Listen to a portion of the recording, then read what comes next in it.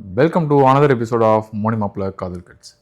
இன்றைக்கி என்ன பார்க்க போகிறோன்னா, நாளைக்கு ஒரு ஆளுக்கு ஆஃபீஸ், ஓகேங்களா? அதனால் எங்கள் வீடே எத்தனோண்டு தான். இந்த வீட்டுக்குள்ளேயும் இந்த மூளைக்கும் அந்த மூளைக்கும் மேலேயும் கீழேயும் குதிச்சு ஒருத்தி ஓடிக்கிட்டு இருக்கா. நிற்க முடியல. இங்கிட்டு ஓடுறான் அங்கிட்டு ஓடுறான், கையெல்லாம் விடன்னு போகுது. வெளியே போகிறா உள்ளே வர. ஏன்டி போகிறேன்னா இதை எடுத்து வைக்கணும் அதை எடுத்து வைக்கணும், எதுவுமே எடுத்து வைக்க தெரில. புது கம்பெனி போனால் அவங்களே எல்லாம் கொடுப்பாங்க, என்னத்தான் எடுத்துகிட்டு போக போகிறான்னு தெரில. எடுக்கணும் அதை எடுக்கணும் அதை கொடுக்கணும் இதை கொடுக்கணும்னு சொல்லிட்டு என்னென்னமோ சொல்லிட்டு இருக்கா. அந்த மேடம் இப்போ என்னென்ன பண்ணிக்கிட்டு இருக்காங்க மட்டும் பண்ணி பாருங்க. ஃபஸ்ட்டு மேடம் அங்கே இருக்காங்களா, ஹேண்ட்பேக் இங்கே இருக்கான், பர்ஸு அங்கிட்டு ஓடுவாங்க, நேரம் இங்கிட்டு ஓடுவாங்க, இங்கிட்டு வராங்கன்னு தெரில. இந்த இவன் மட்டும்தான் வந்துகிட்டு இருக்கான். என்னது இது? நகத்தை வெட்டிச்சிருக்கு கீழே. நகத்தை வெட்டி வைக்கல, stick on nails. Stick on நெயில்ஸா? நகத்து மேலே நகத்தை ஒட்டிக்கிறீங்களா? என்ன என்ன எழவி அது? அது ஆல்ரெடி நகம் இருக்கே. இது நல்லா இல்லை, டிசைன் நகம் ஒட்டிக்குவேன். இங்கே பாரு, எப்படி டிஞ்சிக் டிஞ்சிக் டிஞ்சிக். நகம் நல்லா இல்லையா? கட்டிங் போட வச்சு வெடுக்கடுக்கு புடிங்கி போட்டுற வேண்டியதானே? அதெல்லாம் நீ பண்ணுவீங்க. அன்னிச்சுக்கிட்ட இது அது மேலே வச்சு ஒட்டிக்கிறீங்களா? இது இப்படி பிச்சுட்டு நம்ம நகத்து மேலே ஒட்டிக்கிட்டா சேஃபாக இருக்கும். ஆக்சுவலி இது இதோடது இல்லைன்னு நினைக்கிறேன். இப்போ இந்த மாதிரி ஒட்டிக்கணும், பெருசாக இருக்கும் பேயாட்டம். ஓஹோ, இதே செடி பாத்திரம் கழுவுறது. அதனால தான் நானும் யோசிக்கிறேன், நம்ம கைகள் வந்து பாத்திரம் கழுவும் கைகள், அதனால இது செட் ஆகாது. சரி, இதை அவாய்ட் பண்ணிடுவோம். மோனி பார்த்தீங்கன்னா இப்படி இழுத்து இழுத்து போட்டுன்னு இருப்பான். என்னன்னு தெரியுதா? போடு. இதுக்கு தான் இவ்வளவு நாளா வேலை கிடைக்காத, வேலை கிடைக்கல, ஆபீஸ் போலங்கிற ஒரு இதை விட என்னால இப்படி கிளம்ப முடியலையே அப்படின்னு சொல்லிட்டு இருக்காங்க. வீட்டுல நல்லா இப்படி எடுத்து மடிச்சு வட்டி ஒரு கொண்டைய போட்டு சுத்தின்னு இருப்பேன். இனிமேல் பாத்தீங்கன்னா இப்படிதான் வருவேன் ஃபுல்லா. ஸ்டார்டிங் பிரான் இந்த ஒண்ணுக்கு தாங்க, இந்த இதுக்கு மட்டும்தான். அவங்க அண்ணன் சாயங்காலம் கால் பண்ணாரு, நான் பாரு என் தங்கச்சிய பிடிக்க முடியாது, இப்பதான் இல்லாம பீத்துல போட போறா அப்படின்னு. ஆஸ்திரேலியா ஸ்பெல்லிங் தெரியுமா? அந்த மாதிரி ஒரே அலப்பறையா இருக்கு. அதே ஆஸ்திரேலியாவுக்கு நான் ஒரு வருஷம் போயின்னு இருக்கேன், தெரியும்ல. இப்ப நான் புதுசா போறேன்ல, அதனால யோயோ பண்ணிட்டு இந்த கொசு தொல்லை தாங்க முடியலடா. எங்க போனாலும் பின்தொடர்ந்தே வருது, மருந்தடிச்சு கொல்லுங்கடா. காலையில இருந்து பரபரன்னு வந்து ஒரே எடுத்து வைத்தலா இருக்கு. எனக்கு இருக்கிற துணியெல்லாம் துவைச்சு போட்டு லேடிஸாக என் மைண்டில் என்ன ஓடுச்சுன்னா, நாளைக்கு எந்த வேலையும் பெண்டிங்கில் இருக்கக்கூடாது. ஸோ அதை தான் ஃபஸ்ட்டு நான் வந்து எல்லாம் பண்ணேன். ஸோ இருக்கிற துணியெல்லாம் துவைச்சு போட்டேன். அப்புறம் பாத்திரத்தில் நீட்டாக அடிக்க வச்சிட்டேன், எடுக்கிறதுக்கு வசதியாக. காயெல்லாம் இருக்கிற எல்லா காயும் அரிஞ்சு கட் பண்ணி வச்சிட்டேன். வருஷம் கூப்பிட்டே இந்த கீரை அரிஞ்சு கூட நான் அவளையும் உட்கார வச்சு டார்ச்சர் பண்ணி எல்லா வேலையும் வாங்கிட்டேன். அப்போது எல்லாம் ரெடி பண்ணிவிட்டு இப்போ வந்து என்னோட பேகை வந்து நம்ம பேக் பண்ண போகிறோம். ஆஃபீஸ் பேக் என் நைட்டுக்கு தெரியல. ஸோ என் ஆஃபீஸ் பேகை வந்து பேக் பண்ண போகிறோம். என்கிட்ட ஒரு சம்பளம் இல்லை, இருந்தாலும் மேக்கப் ஐட்டம் அதெல்லாம் வந்து எடுத்து வைக்கலாம்னு சொல்லிட்டு ஒரு நல்ல கவுண்டர் அப்பயே யோசிச்சிட்டேன். போடலான்னு பார்த்தா கன்வியூஸாக பேசினேன் இருக்கா. இப்படி யோன்னு சொல்லிட்டு இருந்தா பார்த்தீங்களா, குனிஞ்சா எந்திக்க முடியல, எந்திரிச்சா குனிய முடியல, முதுகு வலிக்குது. ஒன்றுமே இல்லாத பேக்கில் என்னத்தான் எடுத்து வைக்க போகிறான்னு தெரியல. சரி காட்டு, என்ன வச்சிருக்கேன்? நான் வந்து குட்கெல்லாம் அயன் பண்ணி என் ஷர்ட் எடுத்து வச்சிட்டேன். வாவ். ஸோ எனக்கு வந்து ஆக்சுவலி ஃபார்மல்ஸ் கிடையாது, பட் ஃபர்ஸ்ட் டேன்றனால நீட்டாக போகணும் மோனிஸ் அப்படின்னு சொல்லி நானே சொல்லி அதனால அயன் பண்ணி வச்சிட்டேன். அடுத்து என் ஹேரை வந்து ப்ளோ ட்ரை பண்ணி வச்சேன். அதை மட்டும் தாங்க இங்கே போட்டுன்னு இருக்கா. சரிங்களா? நம்ம பக்கரா மண்டை எடுத்துட்டு போனோம்னா யாரா இது கக்கூஸ் பிரிட்ஜ் அப்படின்னு சொல்லி வேலைக்காரையான்னு நினச்சிருவாங்க. அதனால வந்து கொஞ்சம் நீட்டாக போகலான்னு சொல்லிட்டு ப்ளோ ட்ரை பண்ணியிருக்கேன். ரெகுலராக பண்ண மாட்டேன் கைஸ், பயப்படாதீங்க. முதல் நாளுன்றனால போவேன். அப்புறம் வந்து மண்டே பார்ப்பாங்களா, யாரு நீ அடையாளமே தெரில, அது வந்து என் ஒரிஜினல் மண்டேல போய் காமிப்பாங்க உங்களுக்கு. ஓகே, இப்போ என் பேக் வந்து எம்டியா இருக்கு. இதான் நம்ம எடுத்துட்டு போறோம். பெரிய பேக் எல்லாம் பண்ணிட்டு போவேன். இது வந்து ஆக்சுவலி டோட் பேக்னு சொல்லுவாங்க. இது வந்து லேப்டாப் வைக்கணும். என்கிட்ட லேப்டாப் வந்து இனிமேல் ஆஃபீஸ் போனால் தான் தருவாங்க. அதெல்லாம் இனிமேல் ஆஃபீஸில் கொடுப்பாங்க. ஆமாம், அதனால இப்போதைக்கு என்ன எடுத்து வைக்க போறேன் அப்படின்னா, ஒரு நோட்டு. பேனா வந்து பற்றாக்குறையா இருக்கு, அதனால அங்கே போய் நான் அந்த அண்ணன்ட்ட கடன் வாங்கிக்குவேன். அண்ணே கொஞ்சம் பேனா மட்டும் கொடுங்க. இந்த நோட்டு உங்களுக்கு தேவையில்லை, அது எல்லாமே கம்பெனில கொடுப்பாங்க. இருந்தாலும் வந்து ஒரு நோட் கூட எடுத்து நல்லா நினைக்க கூடாதுன்றனால நோட் எடுத்திருக்கேன். அப்புறம் இது என்னோட வேலெட்டு. இதுக்குள்ள இப்பதான் வாங்கினேன், இத்தனை நாளாக வாங்கல. இதுல இருந்து என்னோட கார்டு எல்லாமே வச்சிருக்கேன். ஓகே, இங்கே எமிரேட்ஸ் ஐடி, நூல் கார்டு, எல்லா கார்டும் வச்சிருக்கேன். ஸோ அதை எடுத்து உள்ள விட்டுருவேன்.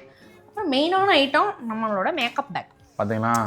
ஸோ இவ்வளோ ஐட்டத்தை கொண்டு போய் வேலை ஒரு வெயிட்டா இருக்கும்னு நினைக்கிறேன். ஓ இதுல எல்லாத்தையும் கொண்டு போயிருவியா இல்ல ஒன்று 2 மணி இல்ல எடுத்து இல்ல ம் சன்ஸ்கிரீன் வந்து வெயில் பொழக்குது துபாயில, அதனால ரீயூஸ் பண்றதுக்காக ஒரு சன்ஸ்கிரீன் எடுத்துக்குவேன், சரி தலைவரக்கு ஒரு சீப் எடுத்துக்குவேன், ஒரு லிப் பாம் எடுத்துக்குவேன். போதும் லிஸ்ட் பெருசா போய்கிட்டு இருக்கு. அப்புறம் ஆபீஸ்க்கு ரொம்ப முக்கியமான பொருள் லஞ்ச் பேக். ம் பேக் இல்லாம கூட போவேன், லஞ்ச் பேக் இல்லாம கண்டிப்பா போக மாட்டேன். இந்த பேக் வாங்க போனப்போ ஆல்மோஸ்ட் ஒரு கம்பெனில எல்லாமே கன்ஃபார்ம். நீங்கள் டாக்குமெண்ட்லாம் சப்மிட் பண்ணுங்கள், உங்களுக்கு ஆஃபர் லெட்டர் வரும், வெயிட் பண்ணுங்கள், மண்டே வரும், டியூஸ்டே வரும், வெனஸ்டே வரும்னு சொல்லிட்டு இருந்தாங்க. சரி ஆஃபர் லெட்டர்லாம் வரப்போகுது, லஞ்ச் பேக் வாங்கி ரெடியாக இருப்போம் அப்படின்னு சொல்லிட்டு எல்லாத்தையும் வாங்கி வச்சுட்டு ரெடியாக இருந்தாங்க. அப்போ வாங்கினதுங்க இன்னைக்கு தான் எடுத்துகிட்டு போகணும், இந்த கம்பெனிக்கு தான் எடுத்துகிட்டு போகணும்னு இருந்திருக்கு. தெரியாம அதெல்லாம் வேற நான் இந்த எக்ஸ்ட்ரா ஸ்டோர் பண்ற டப்பா வேற என் லஞ்ச் பாக்ஸ்லாம் யூஸ் பண்ணிட்டேன். இப்போ வேற எல்லாம் பழசாயிடுச்சு. சரி ஆகட்டும், ஒன்றும் பிரச்சனை இல்லை. முதல் 1 மாதத்துக்கு பழசம் வாங்கிட்டு போய் கொண்டு போயிடுவாங்க. ஃபர்ஸ்ட் டே அப்படின்னா என்னங்க பண்ணுவோம், புது எல்லாமே உள்ளாடையிலேருந்து மேலாடை வரைக்கும் புது ட்ரெஸ்ஸாக போட்டு தான் தள்ளணும். அதான் வந்து நல்லா இருக்கும். ஸோ ஸ்கூலுக்குலாம் எப்படி போவோம், ஃபர்ஸ்ட் டே அந்த இது முடிஞ்சு ஒரு இயர் ஸ்டார்ட் ஆகும்போது ஸ்கூலுக்கு போவோம்ல, அப்போல்லாம் வந்து இந்த புதுசு தான் எல்லாமே போட்டு போகணும்னு எனக்கு ஆசையாக இருக்கும். ஆனால் அப்போ தான் ட்விஸ்ட்டாக என்ன பண்ணுவாங்க, எங்கள் அண்ணன் எனக்கு முன்னாடி முடிச்சு ஒரு கிளாஸ் முடிச்சிருப்பான்ல, அவனுக்கு வந்து புதுசு வாங்கியிருப்பாங்க ஃபர்ஸ்ட் வருஷம். அதை என்ன பண்ணிடுவாங்க, எனக்கு கொடுத்துட்டு அவனுக்கு புதுசு வாங்கிடுவாங்க. 2 பேருக்கு வேற வேற ட்ரெஸ் இல்லை, அவனுக்கு ட்ரெஸ் இல்லைங்க, பேகு பென்னு எல்லாமே. சரிங்க, நான் ட்ரெஸ் நினைச்சு பயந்துட்டேன்.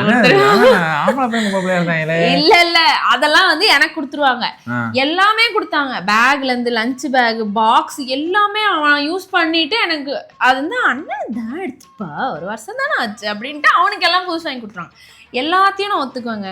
ஆனா ஒண்ணு வந்து எனக்கு கொடுத்தாங்க பாருங்க, ஆம்பளை சைக்கிள். ஆம்பளைங்க சைக்கிள் அந்த ஹெர்கல்ஸ்ல அந்த பெரிய கம்பி வச்ச சைக்கிள், அதை எனக்கு கொடுத்து நான் வந்து அப்போல்லாம் அந்த லேடி பேர்ட் சைக்கிள் வந்து பயங்கர எமோஷன் கேர்ள்ஸுக்கு, அது இருந்தாலே ஒரு பாப்புலராக இருக்கும். அதை வாங்கி கொடுங்கன்னா, அண்ணன் சைக்கிள் இருக்கு, அண்ணன் ஸ்கூட்டியில் போகிறான், நீ சைக்கிளில் போனால் அதை கொடுத்தாங்க. ஏதோ பொம்பளை பிள்ளை எப்படிங்க ஆம்பளை சைக்கிள் ஓட்ட முடியும், கம்பி இந்த தூரத்துக்கு இருக்கு, நான் அது மேலே ஏறி உட்காந்து என் ஹைட்டுக்கு ஓட்டிட்டு இருந்தேன். அப்பயே காலத்துக்கு போட்டு இப்போ நெஞ்சில மிதிக்கிறேன். அதான் தெரியும் இப்போதான் எங்க. அப்புறம் 2 நாளாக போனேன், நீயே வச்சுக்கம்மா உன் சைக்கிள்னு சொல்லி அப்புறம் எங்கள் அம்மாட்டி கொடுத்துட்டு நடந்து போயிருந்தேன். ஆக மொத்தம் கடைசி வரைக்கும் எனக்கு சைக்கிள் வாங்கி தரல யாரும். நான் உனக்கு கார் வாங்கி தரோம், லைசன்ஸ் அடிக்க போகிறோம், ஒரு விளக்கை பொருத்தி வச்சிட்டோம், முடிஞ்சிச்சு. அடுத்த விளக்கு உடம்பு குறைத்தல் விளக்கு வந்து கொஞ்சம் தூசிட்டு இருக்கு, சரிங்களா, கொஞ்சம் அப்படி இப்படியும் போயின்னு இருக்கு. ஓகே, அது அவங்க ப்ராசஸ், பர்சனல் ப்ராசஸ், அதை பண்ணிட்டு போகிறாங்க. அடுத்து லைசன்ஸை தட்டினா உடனே அக்கா அடுத்த காரில் தான் பறக்க போகிறாங்க. பார்ப்போம். இப்போதைக்கு வந்து நான் பஸ்ஸில் தான் போகணும், பஸ் அண்ட் மெட்ரோவில் போவேன். ஸோ அது மட்டும்தான் இப்போ கொஞ்சம் அம்மோனிக்கு ஃபுல் பீதியில் இருக்கு. ஐயோ காலையில் 1 மணி நேரம் அங்கே வேறு பஸ் ஸ்டாப்புக்கு நடக்கணும், அங்கேருந்து ஒரு பஸ் ஏறி மெட்ரோவுக்கு போய் மெட்ரோவில் போய் அங்கே இறங்கி திருப்பி அங்கேருந்து ஆஃபீஸ்க்கு நடக்கணும். அண்ட் இதுலேயே அக்கா வெயிட் லாஸ் ஆயிரும் கைஸ். யாரும் வந்து வெயிட் லாஸ் அப்டேட் ஒரு வாரம் கழிச்சு என்கிட்ட கேளுங்க, அப்புறம் அக்கா வெயிட் லாஸ் ஆயிருக்கும். ஒரு வேலை, நம்ம போயிட்டு வர அந்த இது கொடுக்குற நமக்கு ஒரு மரியாதை, இது என்னதான் நம்ம வீட்டில இருந்து எல்லாமே நல்லா பார்த்துக்கிட்டாலும் நமக்கு அது கொடுக்குற கான்ஃபிடன்ஸ் வேறு எதுவுமே கொடுக்காது.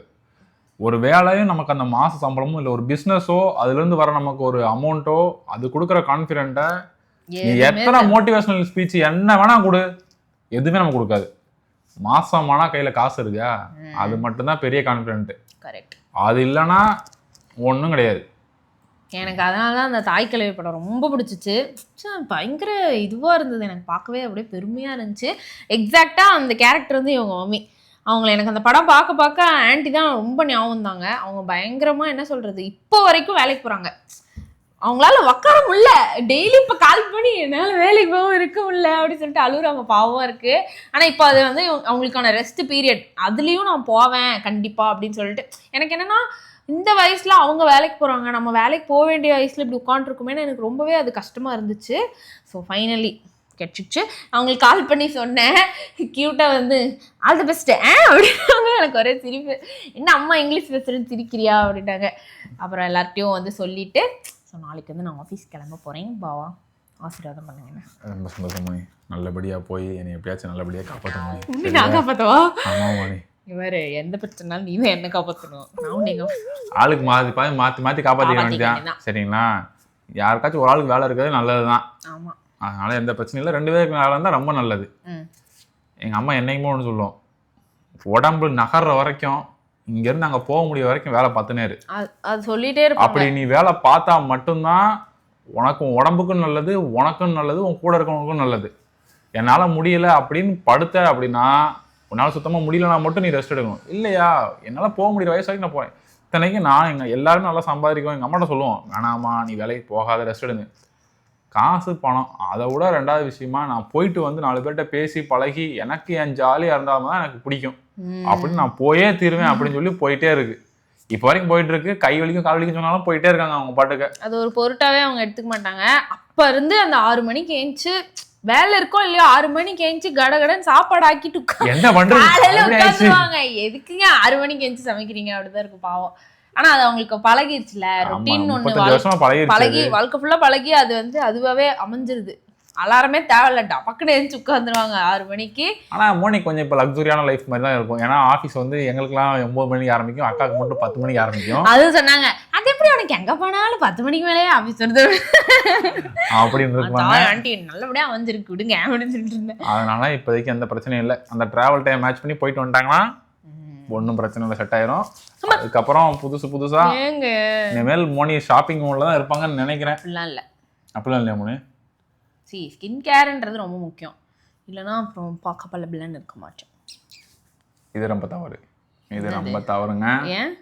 ஸ்கின் கேரை விட நல்லா சாப்பிட்டு அதுவும் இருக்கணும். இப்படி அப்பப்ப கேமரா வந்துட்டு போய் மாதிரி சொல்லிட்டு இருந்தீங்கன்னு வச்சுக்கோங்களேன், வாயிலே பொக்குன்னு போய் இவர் என்னோட செட்டாஃபில் ஃபேஸ் வாஷ் வந்து எடுத்து ஜாலியா பாடியில தேய்ச்சின்னு இருக்காரு.